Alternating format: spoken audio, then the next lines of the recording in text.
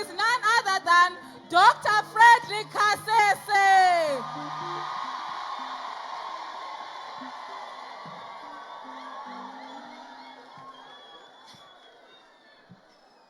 Hallelujah. Hallelujah, capable woman. Hallelujah. I'm not the speaker, I just dangova pereketsa kuti vasvike pano. Amen.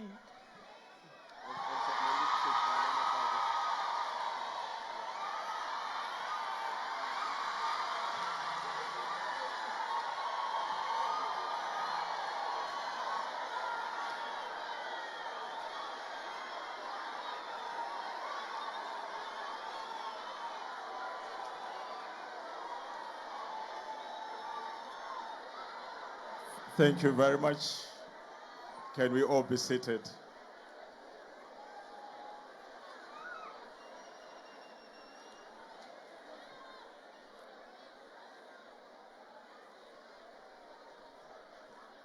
Thank you, thank you, thank you, thank you.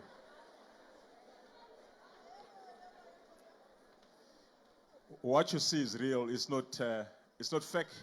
Neither is it stage managed. We live our life and we speak our life through our life. Every day is a testimony to us, so we live our life. What you see is what we are. I'm overwhelmed by the response which is coming from such great women who are seated here, who are coming from all four corners of the world. I think let's once more again make a thunderous noise for ourselves.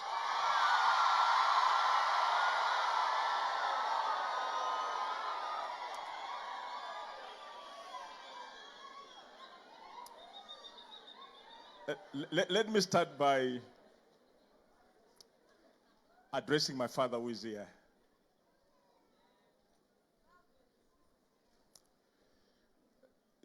Sometimes when a man writes his own history and there's no one who can stand up and testify and also repeat his own side of the history to confirm what the other man is saying, it is very, very important in life. I was born at 595. When I opened my eyes at birth, besides my father and my mother, the first person to come and congratulate and put his hands on me is my father who is here.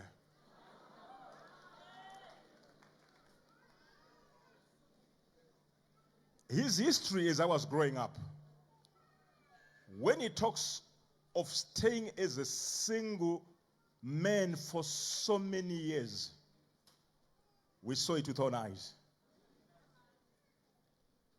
When he was locking himself in his bedroom praying, we saw it with our own eyes.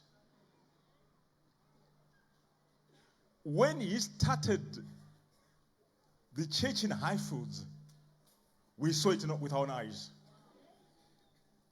And one thing which I want to remind him about is the evangelic exploits didn't start now. Even though he was starting this big ministry, Baba was going around still preaching as an evangelist. And one amazing thing which I still remember is, wherever he was going, I would go with the advanced team when I was 9 and 10 years old, between those ages. Our task was to dig toilets where the tents were going to be put so that people can have toilets to visit. And also to cook for the people who were coming and also sometimes cook for him. But as I was doing it throughout my life, I never knew that I was getting a blessing from him which was going to lead my life into greater heights. I used to cook. I used to do all sorts of things, but mainly cooking. Somewhere along the line, when I was finished my Form 4, I was walking, looking for employment. I came to this 5-star hotel in Harare, Monomtapa. I saw there was a queue. I just joined the queue because I didn't know what was happening. Because I was a person looking for a job. And when they saw me, they said, we are looking for this kind of a person. And my career path began. I became the top hotelier in Zimbabwe. I was also one of the directors for Protea here in South Africa. But the seed came from my father who is here. Baba, I appreciate you so much. I love you so much. I love you so, so much. And I've seen your love as well. You have extended to me and my wife, which I can't say to the people here in public. But you love me, I know that. And one thing which I'm so proud of is when a father is seated and is watching his own son, who has followed his footpath and is now standing in front of him, also preaching to the people. And I know my father is proud of me. Let's put up our hands for our father.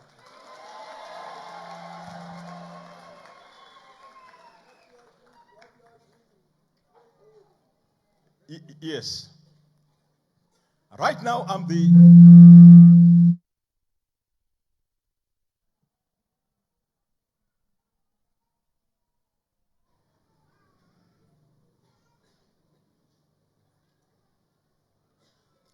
Right now, I'm now the chairman of council for our university,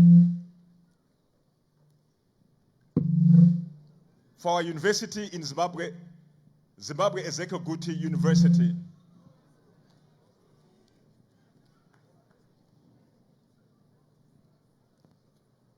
Because I've got a heart for my father, and to make sure that what he has started has to reach its fruition. Baba, when I see you, I'm like a Muslim. Muslims, they believe so much in their leader that they are willing to die for their leaders. And I'm one of those people who will ardently stand by your side. Whether things go wrong, whether things are right, whether things are fair, whether things are unfair, I will stand by my father because I've seen the greatness in this man. There is one courageous woman who is so outstanding in the things of God. A woman who has also shaped many lives through her exemplary life. Her teachings and the books which she has written, they are beyond any human comprehension. And if any woman is to follow my mother's books which she has written, your life will never be the same again. She's a wife. She's a mother. And she's a woman. But the joy about it all is she knows how to balance the three. She knows when to be a woman, she knows when to be a mother, and she knows when to be a wife. Her prayer life, which I saw in my life, her spirit of tolerance, and consistent application of the truth has made her the epitome of womanhood, which we are celebrating today.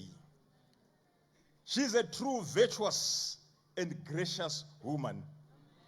Let's ululate and put our hands together for our mother, Yuna Guti.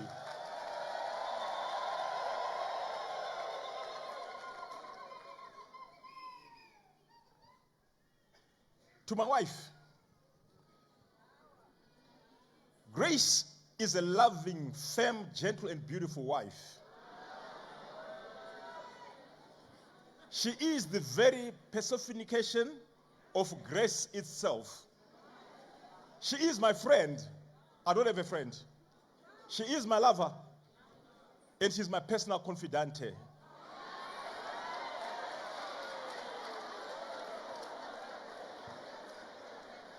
I love her.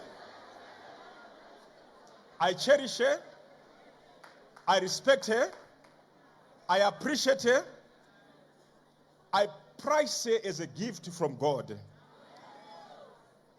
She has delighted in my successes throughout my life. And I've also delighted in her successes.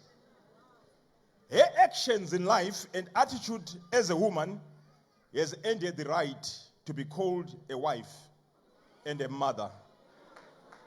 Please help me to celebrate Grace, my wife, on this Women's Day which we are celebrating.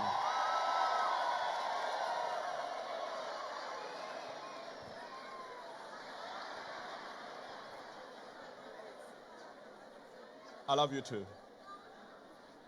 To all the women who are gathered here, let me start by giving you credit for being born women.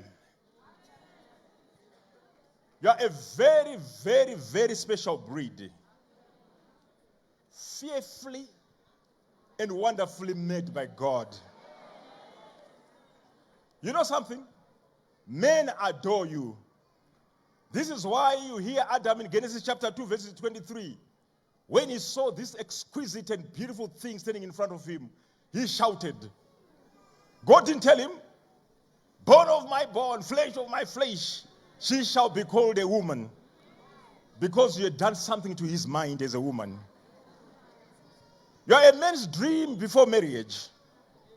You are a husband's pride. Children look up to you. You are a father's reason to smile. You are a child's solace in distress. You are a friend's shoulder to cry on. Your beauty is unparalleled. I've never seen such beautiful people who are seated here, women alone. You look so beautiful when you wake up in the morning. You still look beautiful when you go at night to sleep. And I wish the same effort which you put to make yourself beautiful, you put it into your lives and into your marriages. You are a fairer sex, soft, smooth, and very beautiful. We as men, we love the effort which you put to please us when you present your beauty to us. One thing that surprises me is sometimes you get mad at us, but you still come back to normalcy within an hour or so. We cheat on you, we betray you, we hate you, we mistreat you, we look at you as trash, but in the end you forgive us.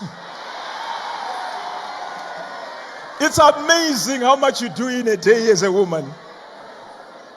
But you still manage to look so beautiful. On behalf of all men who are out there in their cars, I would like to thank you so much for being the woman you are and being in our lives as we celebrate this great Women's Day today.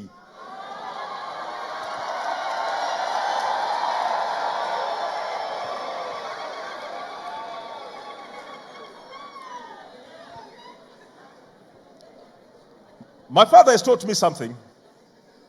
I remember one of the days you were preaching, Baba. You spoke about binding the giant. You said if you want to loot the house of a giant, first of all, you need to go to his house, then you bind him or subdue him before you can loot his house. Our theme tonight, or this day, is arise, capable woman, skilled woman. You cannot rise from a position if there's a weight over you. I don't need to have to be a prophet to know that in your dazzling beauty, there is turmoil going on in your hearts and even in your homes. As you were dancing here, as I was watching you,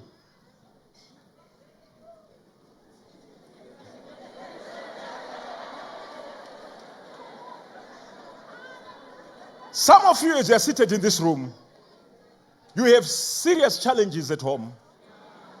You have serious challenges with your husbands. You have serious challenges with your in-laws. You have got serious challenges with your children. But you were smiling here, dancing as if nothing is happening in your life.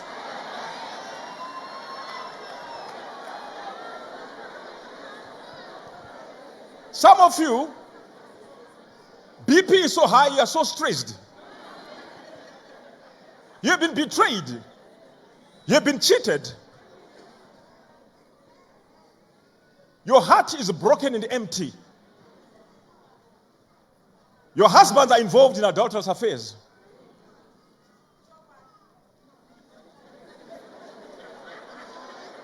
Some of you feel like giving up on life. You are dejected. You are feeling useless and used. You have developed a low esteem of yourself as a woman. And some of you have done despicable things in your lives. Some of you have got emotional attachments to other people, other opposite sex.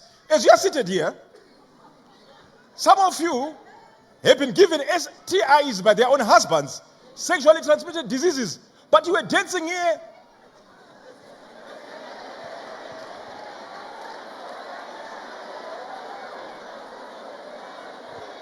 Baba, this is a woman for you.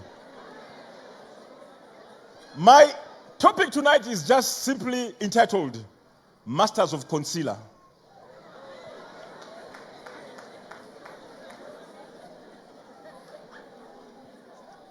When I'm talking of concealer, I want to put it to perspective so you can understand it. An ugly woman can be turned into an angel through concealer.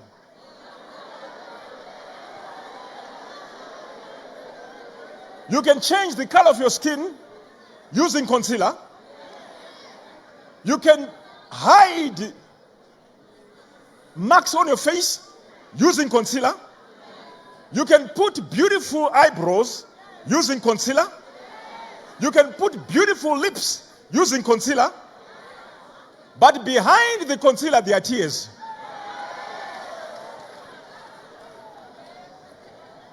The way you act in public looks so normal, but it puzzles me when you're in so much pain. The way you act and look normal is so confusing to a man.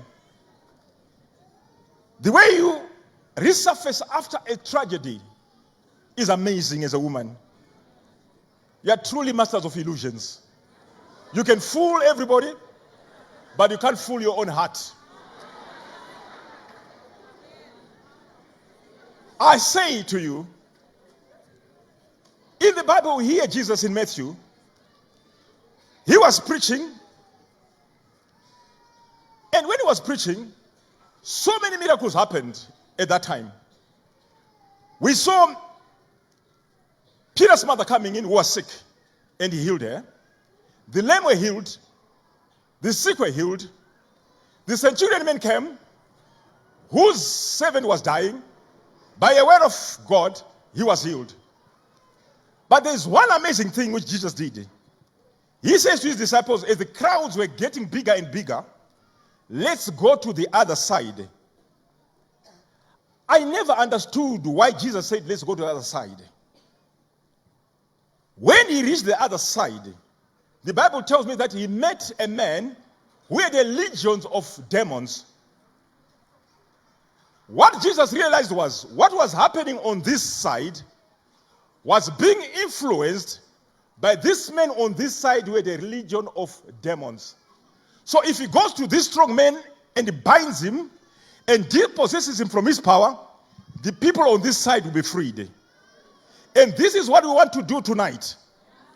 Before I can ask you to rise up, we need to go back into the past and search what is it that is pushing you down so that you can't go up.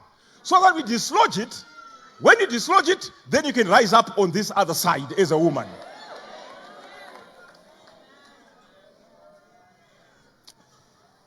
Let's open our books to Songs of Solomon, 6 verses 10. I'm going to do what my mother told me last time when she was correcting me. She says, when you say a verse, say it twice or 3 times so that people know what you're saying. Songs of Solomon, 6 verses 10. Once more again. Songs of Solomon, 6 verses 10. It says, who is this who looks down like dawn, beautiful as the moon, bright as the sun, awesome as an army with banners? Who is this who looks down like dawn, beautiful as the moon, bright as the sun, awesome as an army with banners. Genesis 2 verse 23, we hear Adam crying, woman, she shall be called a woman. Dawn represents a new order, a new day and a new dispensation. We are seeing here a woman being introduced into the scene as the dawn which is coming in. We see here represent the moon, the beautiful moon. The moon represents the potential which a woman has.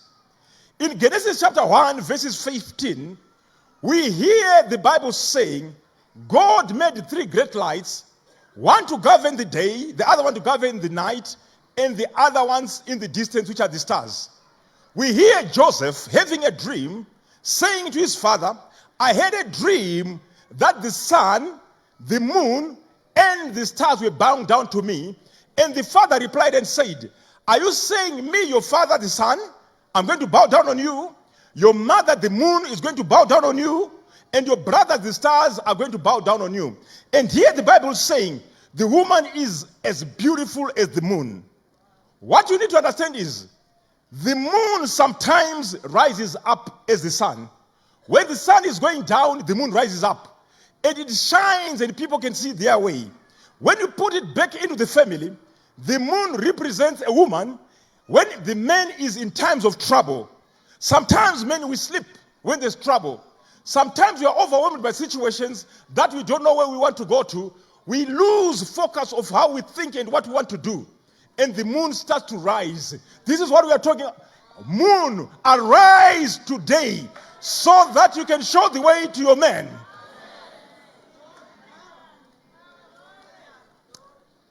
I want to describe a man for you before I go to the sun so that you can understand the man.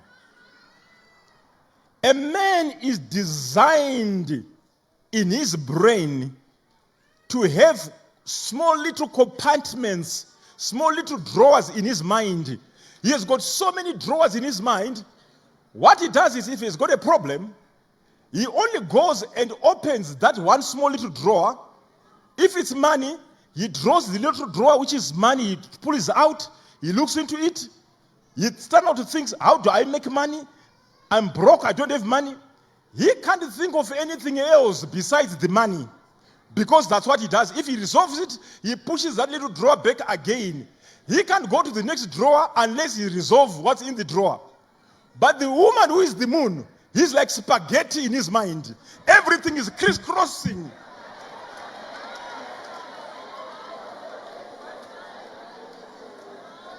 I've looked at my wife. I've seen my wife. She's on the cell phone. She's counseling a woman. Sometimes I can see tears on her ears, on her eyes. She's counseling a woman. At the same moment, she's ironing my suit. She's ironing my suit. She's on the cell phone. She's ironing my suit. From ironing my suit, she's now calling her guys who are in the field. Hey, you, come here, come here. But she can handle 10, 20 things at the same time. A man can't do that. This is why the Bible is saying, woman, rise up when we are surprised as men so that you can give us the light. It says you are just as bright as the sun. When a woman is given a platform to perform, they start to outshine the men.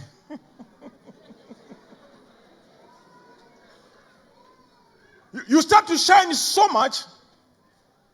I've seen people coming to our house. They don't say, we are looking for Baba Kasese's house. They say, Kumbakwa Mai Kasese, where is it? It's like I don't have a house. And my wife is one now who is outshining me, because now she's becoming so bright and overshadowing who I am. But she's a beautiful wife and a clever woman. When it happens, she says, no, Daddy's house.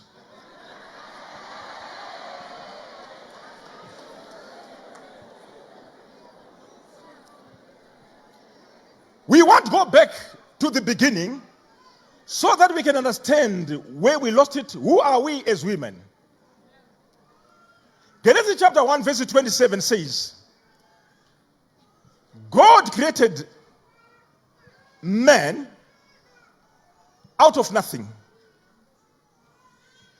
When God creates something out of nothing, he is using his own DNA to create that thing. Because nothing to God is something. But within the man he created, there was a male and a female within that creation which God did create at the beginning. So you were there as a woman at the beginning of creation. And when God created you, he also gave you the power to dominate. When you walk out of your house door, you are just as equal as your man. You can rise up to any level which you want to. Your limitation is limited by your own mind. You don't need a man to rise up to any heights in the world there. You don't need a partner for you to rise up in the world out there. You don't need to be married to be recognized as an equal out there. You can do it as a woman.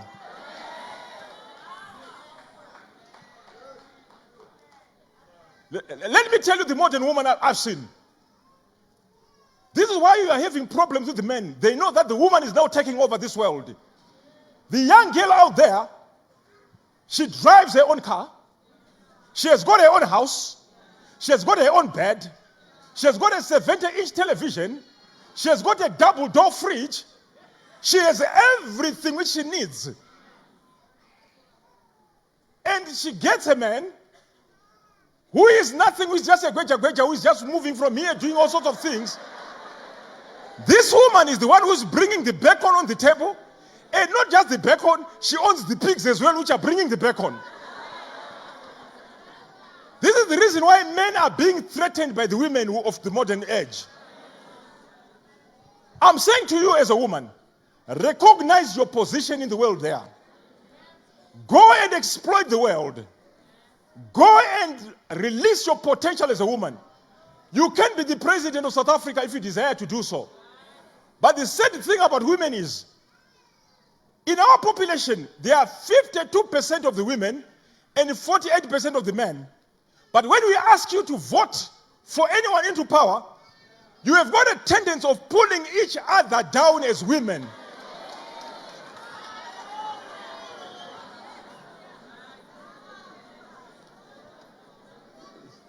You were born with this natural competition where you hate another woman.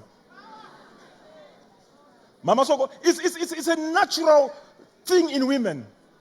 You just look at another woman, you don't like her. Yeah, just by seeing her, you don't like her. Even in this room, if we say tonight, can we vote for a chairperson for this big august occasion of women, you will choose a man.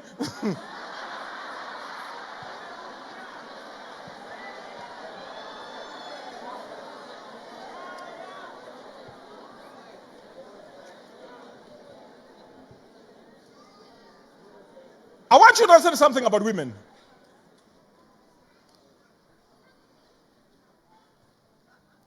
When God created Adam,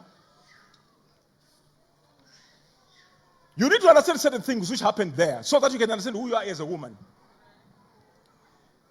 Man was formed out of the dust of the ground.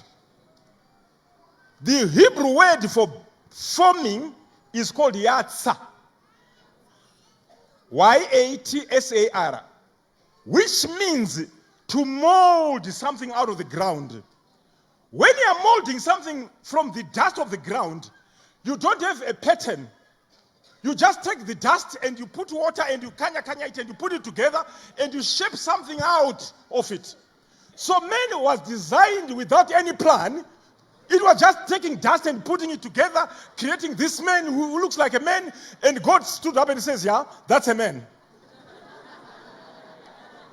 But when it came to you as a woman, in Genesis chapter 2, verse 22, God made a woman. He didn't form a woman, he made a woman. The Hebrew word for made is bana, B-A-N-A-H. Which means to build or construct. You can't build a house without a plan.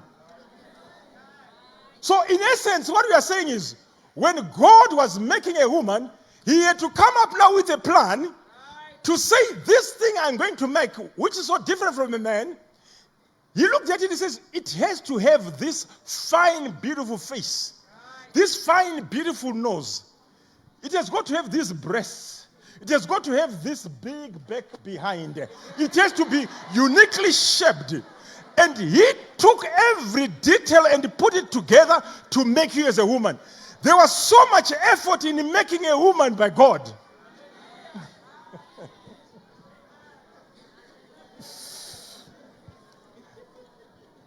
I want you to understand something here right from the onset. I'm going to repeat this myself so that the women who are not there can understand. When God took the rib from the man to create the woman, in essence what he was doing is, he was creating you from a superior material which was not dust.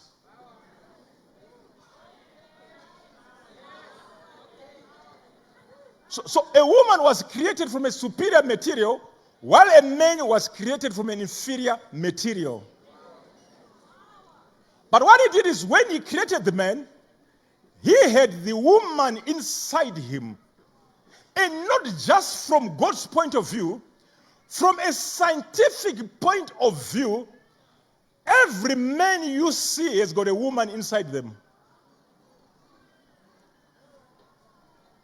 Every one of you here carries what we call chromosomes, which are markers in your body, which identifies you as a woman or a man. Every man is born with an X and a Y. The X represents the female and the Y represents the man. I want you to understand something as well. It's not a woman who determines the sex of a child. It's the man who determines the sex of the child. So when the father is blaming you for having girl children, it's not your fault. It's his fault.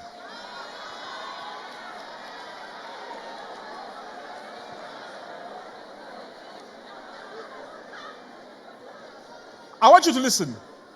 I want you to listen. Because I'm talking of this chromosome, so that women, I need you to be very, very careful of what you do in life.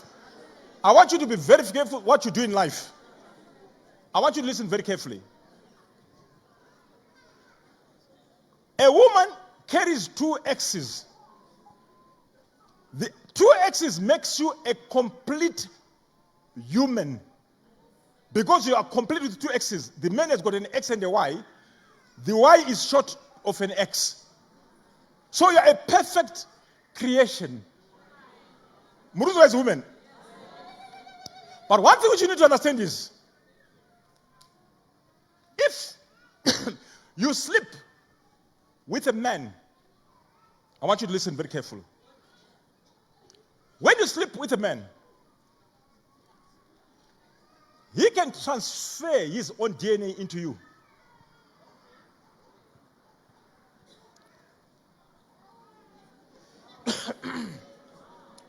I want you to listen very careful. Yeah, I want you to listen. When you sleep with a man, his DNA can be transferred into you and become part of you.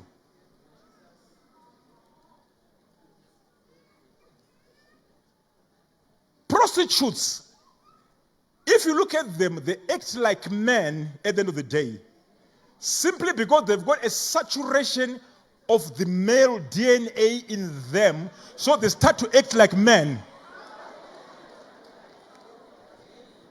In a normal marriage with my wife, if you look closely with my Kasese and myself, we look identical. Some of you think she's my sister. Simply because of the DNA which I'm depositing in her, it makes us look similar. It's from a scientific point of view.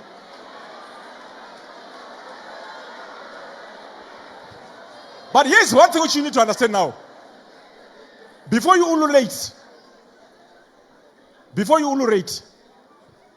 the challenge you are having with your in-laws is not demonic. The challenge you are having with your in-laws is not demonic.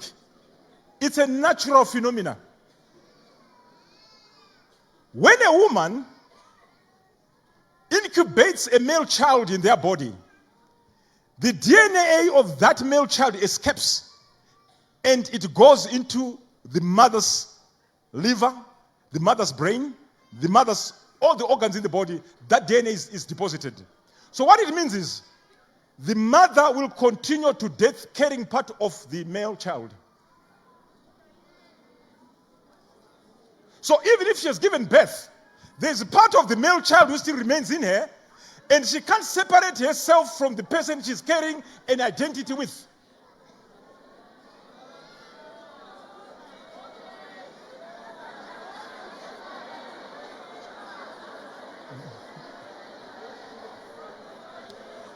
Let me explain it again so that you can understand what I'm saying. I want you to listen, women. So that you don't have challenges with your in-laws. When they come, they are jealous about their children, their male children. They want always to be get with their male children. It's a natural phenomenon. There's nothing you can do about it. Because the mother is carrying part of that son in her.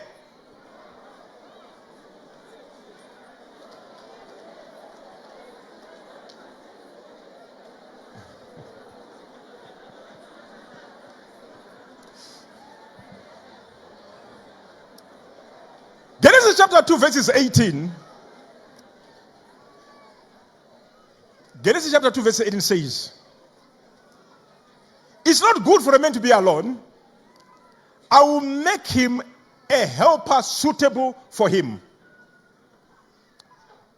The word helper in Hebrew is called Eza, which refers to military assistance when under attack.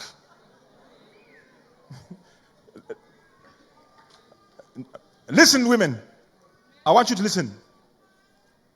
The word helper in Hebrew, it's Eza, which means military assistance when in trouble.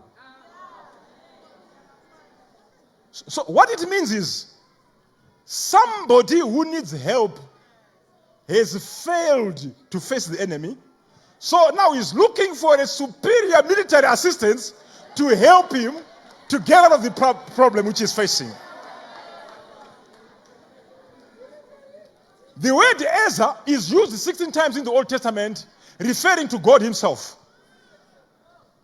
As our helper in times of trouble, 16 times. And if we contextualize and use the same principle, you don't call a junior officer to help you. You go and call a commander to come and help you. So women, when you came on the scene, you became a perfect Eza, a perfect helper, a woman who can change a defeated bachelor into a gentleman.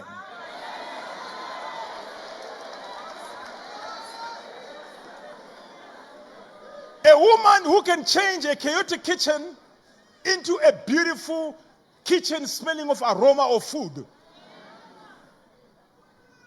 A woman who can go into situations where there are problems, but she goes in there where eagles dare. When I want my money from someone, I send my wife, I know it will come.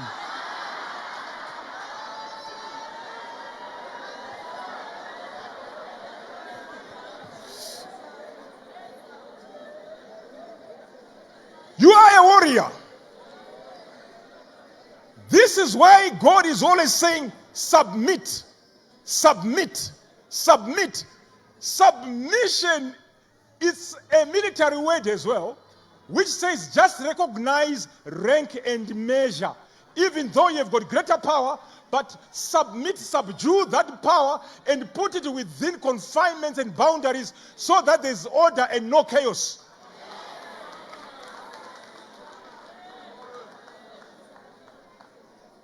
But I want to take them back to Genesis.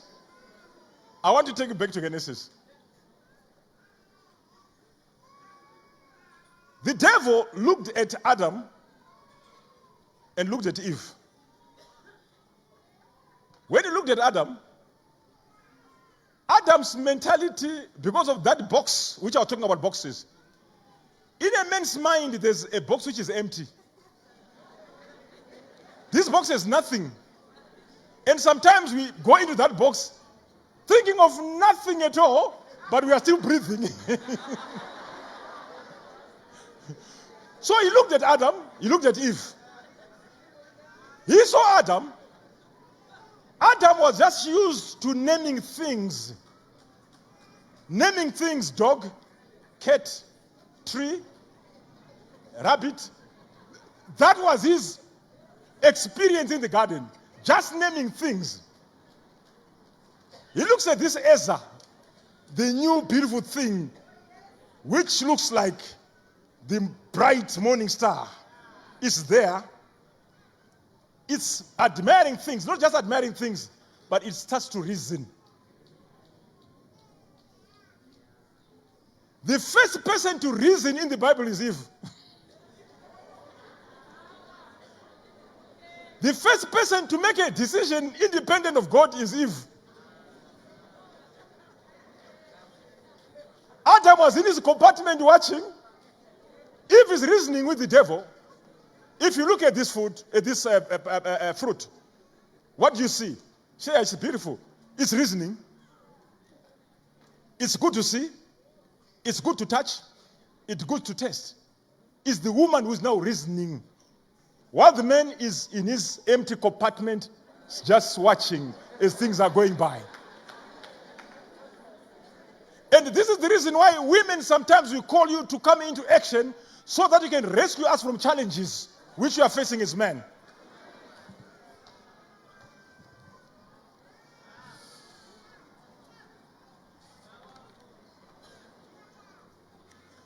You need to recognize your uniqueness as a woman.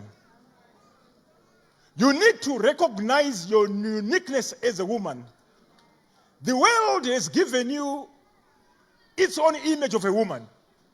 And each time when they put a woman on a billboard, it's like a product, mama. And and now then you get the latest product of a woman advertising something. If you put a man, people don't buy. But if you put a figure of a woman, people want to see what it is. But as a woman, I want you to understand yourself, who you are as a woman. For the benefit of those who were not there last time, God has uniquely created you as a woman. Men can only think logically. A man can only think 1 + 1 is 2. 2 + 2 is 4. 4 + 4 is 8. But a woman, she's a multiplier. Women use both sides of their minds in thinking, while a man can only use one side. If he's left-handed, he uses the right. If he's right-handed, he uses the left. This is why men can't rise up when they have got a problem. But women can solve so many problems at the same time. Right now, I've got a problem with my wife, Baba, which we are having. We have got a farm. We are talking about the chemicals. While I'm thinking of the chemicals, she has already fired somebody there. By the time I want to follow, why did you fire her? She's already going to get a planter to plant the field. She's so much ahead of me, and I'm just following behind. But I'm always a step behind, and I'm following. But now I understand that's how they are made. They don't wait, they just move. Women have got a greater resilience than men. So many men die earlier than their women. The death between a man and a woman of the same age, a woman will die 7 years later than a man. Because of one reason. Us as men, we were told that we are macho. We are the Rambo type. We are not supposed to show pain. We are not supposed to show our feelings. We are not supposed to cry. We are not supposed to complain. We are not supposed to be sissies. And that is killing men in your houses. Have mercy upon your men. At the old age, look in the houses. Look in the houses. Is the man who is seated on the chair and is being fed by the woman because BP has struck him, stroke has struck him, while the woman is old and she's still strong. If you look at my wife and myself, my wife looks 10 or so years younger than myself. It's because of stress, my girl. I've gone so much stress. That's why you look so young.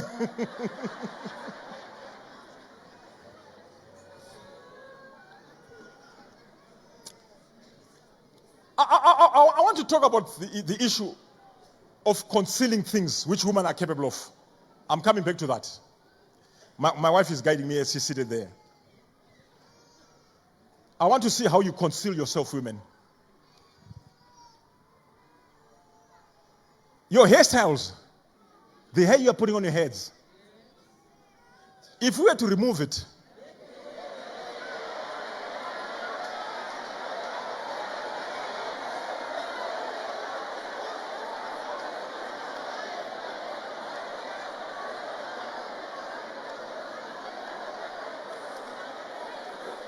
your facial makeup, if we were to wash your faces, the body tops which are putting on, holding on those breasts as if they are young, if we were to remove them,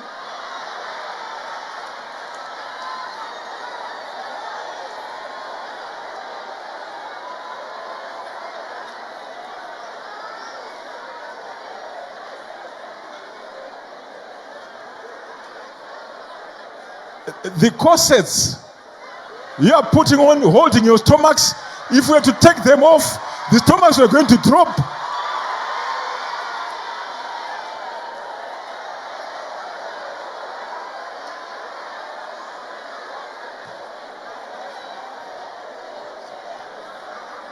The pampers you are putting on into your trousers to make your backsides big.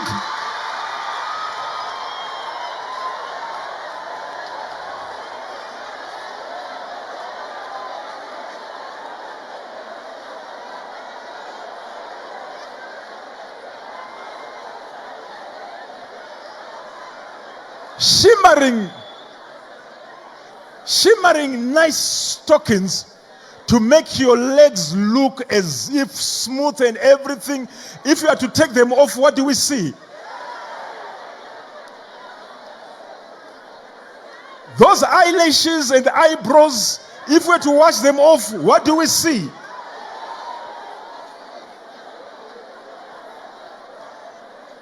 First Peter chapter 3, verses 3 to 4 has this to say. I want you to listen, women. Your beauty should not come from outward adornment, such as elaborate hairstyles and the wearing of gold jewelry or of fine clothes. Rather, it should be that of your inner self, the unfading beauty of a gentle and quiet spirit, which is of great worth in God's sight. Let me repeat that again. Your beauty should not come from outward appearance. Your beauty should come from inside, from a gentle and quiet spirit. Let me tell you, women, so that you can understand. Money can never buy you health. Food can never get you appetite. A lovely bed can never give you sleep. A pretty face cannot save your marriage. You are miserable because you are concentrating on the wrong things. Happiness has become elusive in your life because you are concentrating on the wrong things.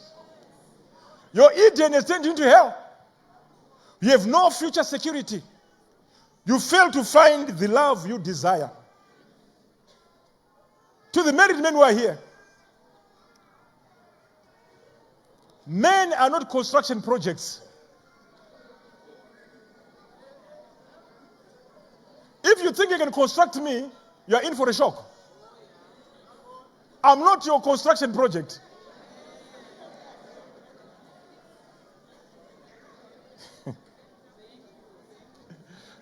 The Spirit is telling me, Marcus, I want to talk to the pastors' wives who are here. The pastors' wives who are here. I'm talking of concealer. Hiding behind a veil.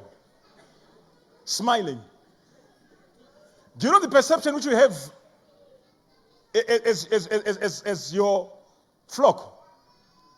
Our real pastor is the father. You are a volunteer. And you know it.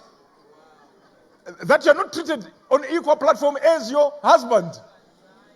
And this pains you. It's like a volunteer who is just paid for doing manual work. Even at home, because your husbands are always busy doing other things, you don't feel that love which you are supposed to be getting, which you dream of as a pastor's wife. Because you are not always there with your husband. And each time when you see your husband counseling another woman or being in the company of women, there's something which rises up in you.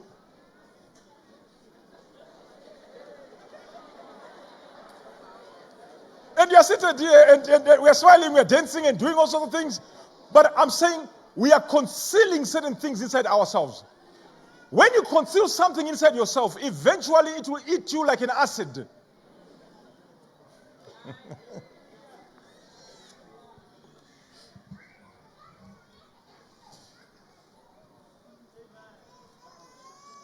The single women are here. Motherhood is not a calling. No, should it be your highest calling? You do not have to marry to acquire God's image. Every woman who is seated here has got a unique spiritual gift which God has deposited in you. Jesus was single. John the Baptist was single. Mary and Martha were single. But they performed great exploits while they were on this earth. You can rise up as a single woman and do great exploits within yourself. Get married to Jesus. Let the men admire you. Because if they don't admire you, then there's something wrong with you. Let them admire you, but just say to them, admire but don't touch. Don't feel being in competition or being despised by the married women. I've told you today that 80% of the married women are in turmoil and they're always crying every night. But you as a single woman who can control his own life, who can come home anytime he wants, you are in charge, be happy. When you get home, go and put water in your bathtub, sleep in your bathtub and you say, I'm married to God.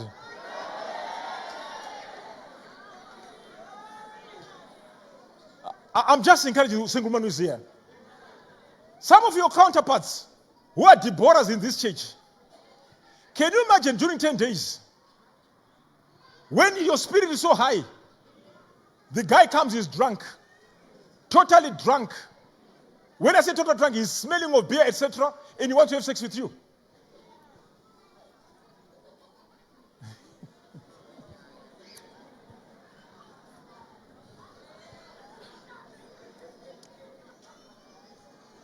I'm talking to the single women again here. Never make someone a priority when you are to them just an option. Don't be somebody's small house. You are not a priority, you are just an option. When the wife is pregnant on the other side, when the wife is experiencing menstrual periods, then he comes to you because you're an option. You are just a sleeping tablet from his stress.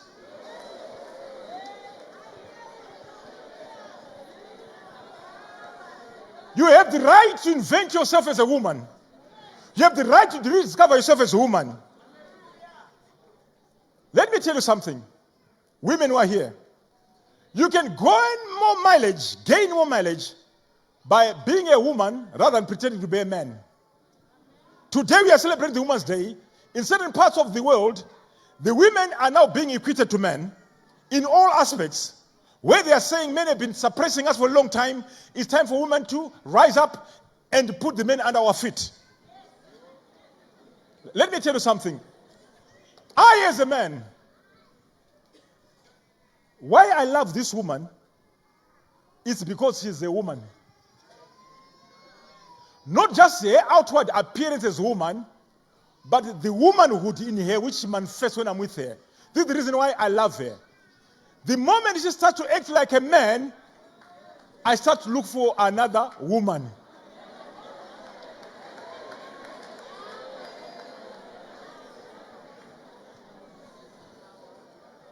But I'm just touching it so that women can, because of our time, I'm just touching it so that women can understand.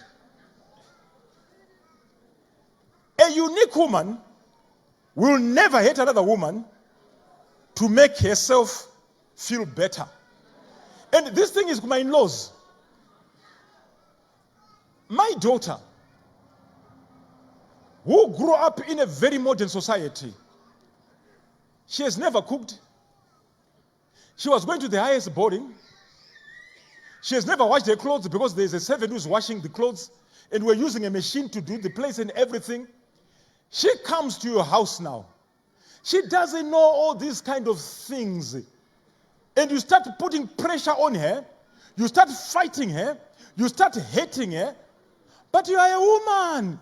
You should rise up as a woman and train this child who has come into your house, who doesn't even know how to dress, who doesn't know even how to cook. It's your duty as a mother to teach this child so that you can rise it instead of hating her. If you cannot bridge to connect people, do not be a wall to separate them. Instead of bridging my child to your son, you become a wall to separate them. I'm talking to the older women who are here. And talking to the older woman, Mama, let me tell you something which happens. As you are growing up as a woman, the estrogen hormone makes you to be a woman. You feel like a woman. Everything about you is a woman. But as you get older, the estrogen starts to reduce its levels in your body. When it starts to reduce its levels in the body, testosterone, which is a male hormone, also starts to affect you. You start behaving like a man. You start being angry. You start looking at things differently. You start hating everybody. And menopause has got its own challenges to a woman. You feel unwanted. You feel insecure. And you vent that anger to anybody who is better than you, who is around you. I've seen older women in the church. The girls who are here in this auditorium, if you sit down with them when you go out, they fear you so much, the elder woman. You are so rough to them, you just cut them for no apparent reason. You need to control your hormone levels as a woman.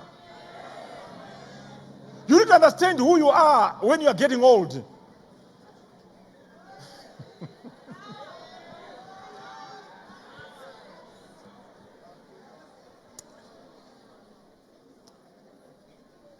Timekeeper, you tell me what time it is. A strong woman builds others up because she knows what it is like to be torn down, betrayed, scorned, and treated like trash. A strong woman is better than a pretty woman who lacks common sense. Let me tell you a secret, women, so that you can understand.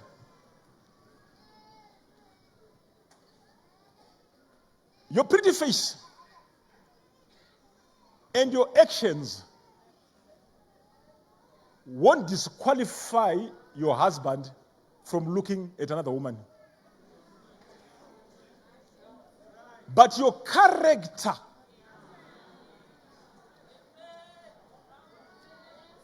your submissive spirit, your obedience, and your respect will make him not to look at another woman. When your knees bow down to your man, his spirit also bows down to you and he loves you forever.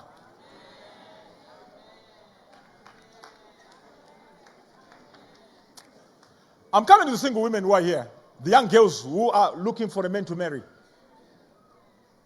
Yeah, that's the ultimate goal, Mama. If the biological clock is running, when the biological clock is running, you feel you're late. But you are looking for the right man in the wrong places. You are looking for the right man in the wrong places. You are looking for an ideal man who does not exist. There's no ideal man there, there's a real man out there. An ideal man is a fantasy man. Happily ever after does not exist. Marriages are made in heaven, but they are maintained on earth.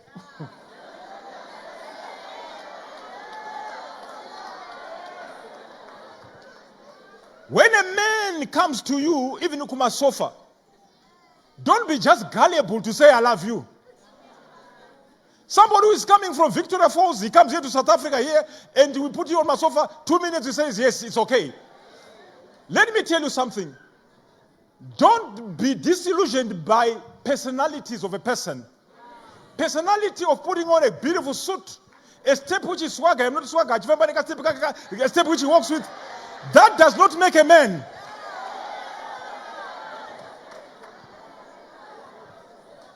Get references on the character of the person. Get references on the character, not what he possesses. I'm talking to young girls here. What you see in a man when you are courting, he'll be worse when you're in marriage. Because when you're courting, he puts his best foot forward. He is a pretender as well. He is a master of illusion as well. He will tell you all lies. He can become a person who's so patient with you. He can be all loving. He'll be phoning you 5-7 times a day. But the moment you cross over into marriage, when you make the vows, he is a changed man. And you come to the counselors and say, my husband has changed. We say to you, no, son, darling, he hasn't changed. He has just stopped acting.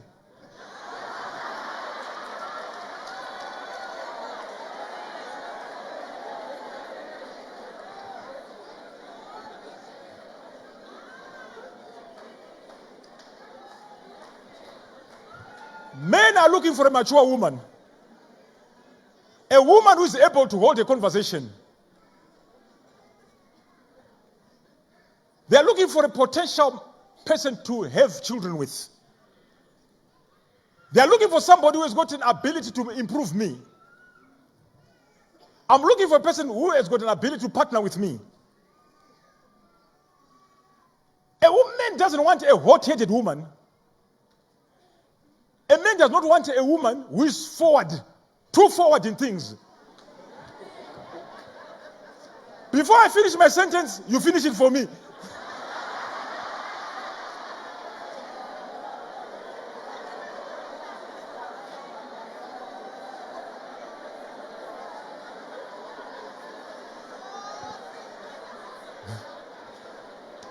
So forward, Baba. I meet my father. I want to talk a conversation with him. I just said 2 sentences, Baba. When I was in England, she takes over. Yes, we went to this and this and this and this. And I, as the man, I'm just quiet. You say something, she says, no, Baba, that's wrong. In front of men don't look for women who are too forward.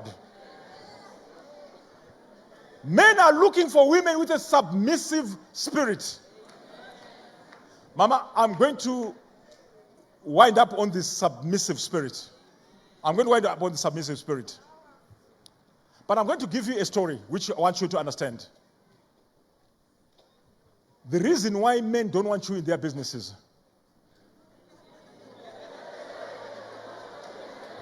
Is because of the lack of a submissive spirit.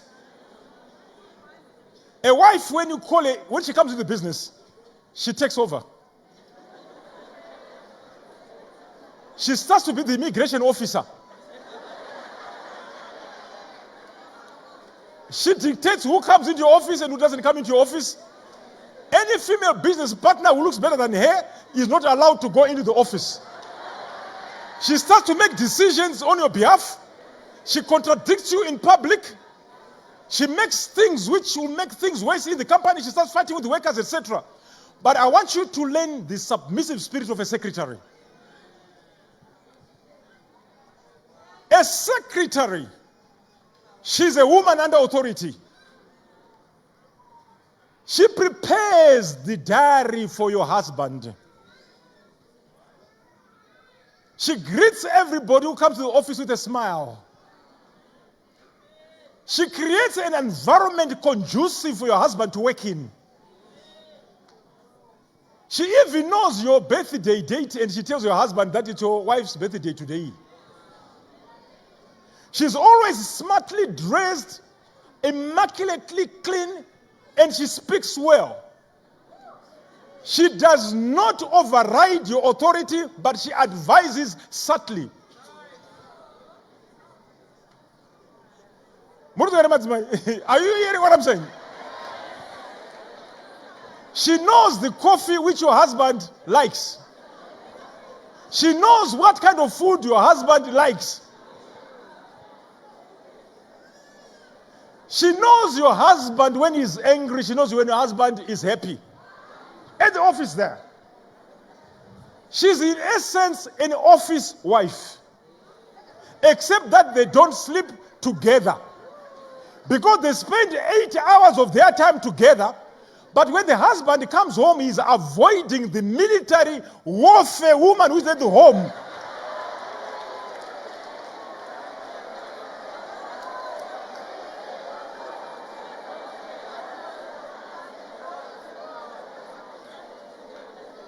Mama, I'm just talking about submission.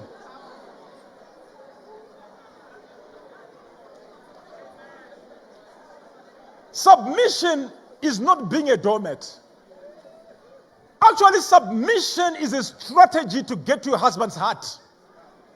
Submission is a principle which God has given us. Because when you look around your life, there's always submission. When you are driving your car, when you see the robots being read, you stop because you are submitting to rules of the road. We submit to the government. We submit to the law. We submit to so many things in our lives except our own husbands. When you submit, it does not make you an inferior person. All we are doing is we are creating order from submission.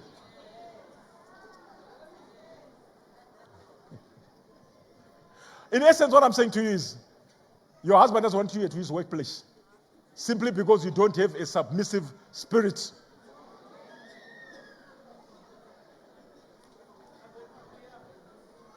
I'm going to conclude and say this to women. I want you to listen, women. God wants to restore you back to your original qualities as a woman. Some of the things which you have to do is you just need to sit down when you go back home tonight. You don't need a prophet to tell you who you are as a woman. You don't need a prophet to tell you your weakness as a woman. You don't need a prophet to tell you what you are doing as a woman. You don't need a prophet to tell you to shut up.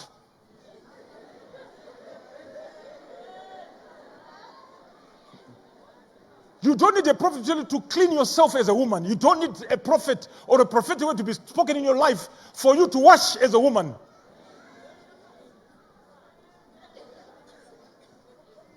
You don't need a prophet to tell you that you need to go to school as a woman.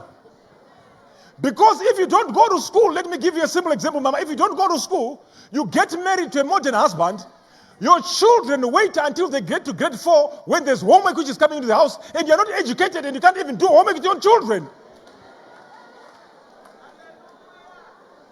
Some of these things are not demonic, it's common sense.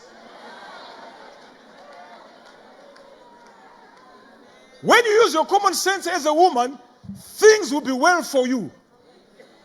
But God is saying to you as a woman, know your spiritual standing with God.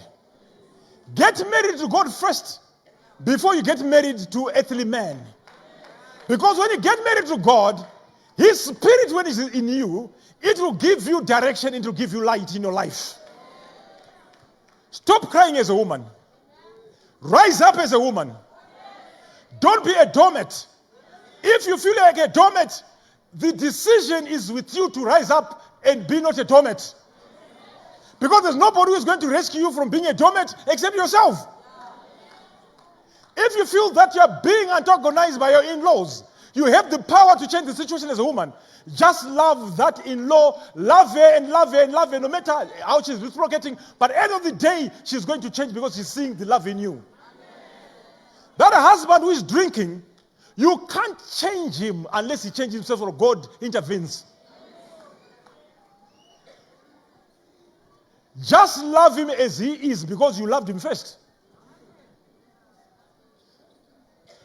Your children, set an example as a woman.